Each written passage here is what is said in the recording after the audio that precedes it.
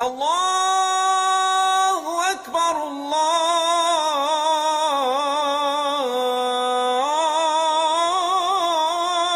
اکبر۔ سیدنا عروہ بن زبیر رحمۃ اللہ علیہ، جن کا شمار جلیل القدر تابعین میں ہوتا ہے، انہوں نے اللہ تعالیٰ سے دعا کی تھی کہ اللہ تعالیٰ مجھے عالم باعمل بنائے۔ اس مکمل واقعہ کو ہم نے اس سے پہلے والی ویڈیو میں ڈسکس کیا ہے۔ یہ علم حاصل کرنے کے لیے متوجہ ہوئے۔ جلیل القدر صحابہ کرام جو اس وقت تک زندہ تھے انہیں غنیمت سمجھتے تھے، ان کے گھروں کے چکر لگانے لگے، ان کے پیچھے نمازیں پڑھتے، ان کی مجلسوں میں بیٹھتے، ان سے کتاب و سنت کا علم حاصل کرتے۔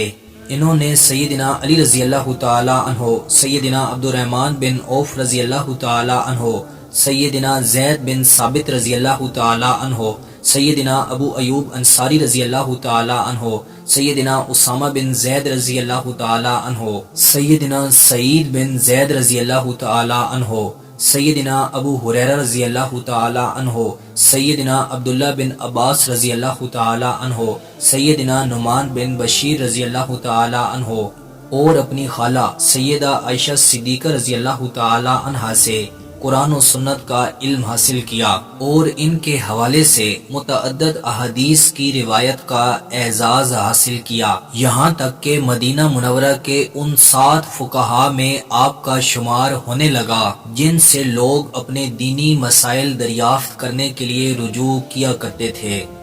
جب سیدنا عمر بن عبدالعزیز رحمۃ اللہ علیہ کو ولید بن عبد الملک نے مدینے کا گورنر بنا کر بھیجا تو لوگوں نے انہیں خوش آمدید کہا اور ان کا استقبال کیا۔ نماز ظہر کے بعد عمر بن عبدالعزیز نے بڑے بڑے فقہا کو بلایا اور ان میں سے سر فہرست سیدنا عروہ تھے۔ سیدنا عمر بن عبدالعزیز نے سیدنا عروہ کو خوش آمدید کہا اور ان سے کہا کہ میں امید رکھتا ہوں کہ آپ حق کے معاملے میں میرے ساتھ کھڑے ہوں گے۔ اگر آپ دیکھیں کہ یہاں کوئی کسی پر زیادتی کر رہا ہے تو آپ نے مجھے لازماً بتانا ہے۔ اس سلسلے میں مجھے آپ کی مدد کی ضرورت ہے۔ میں امید کرتا ہوں کہ آپ کو یہ ویڈیو پسند آئی ہوگی۔ مزید ایسی ویڈیو دیکھنے کے لیے ہمارے چینل کا وزٹ کریں، دوستوں کے ساتھ شیئر کریں۔ ملتے ہیں انشاءاللہ اگلی ویڈیو میں۔ السلام علیکم۔